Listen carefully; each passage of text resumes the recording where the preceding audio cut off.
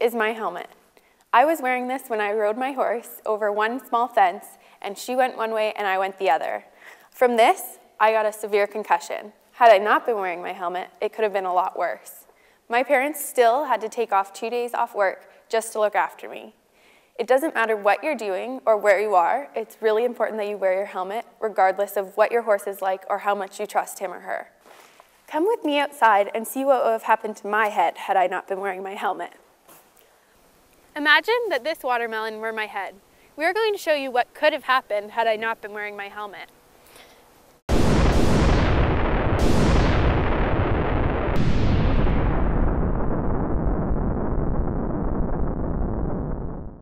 Now let's see the difference with the helmet.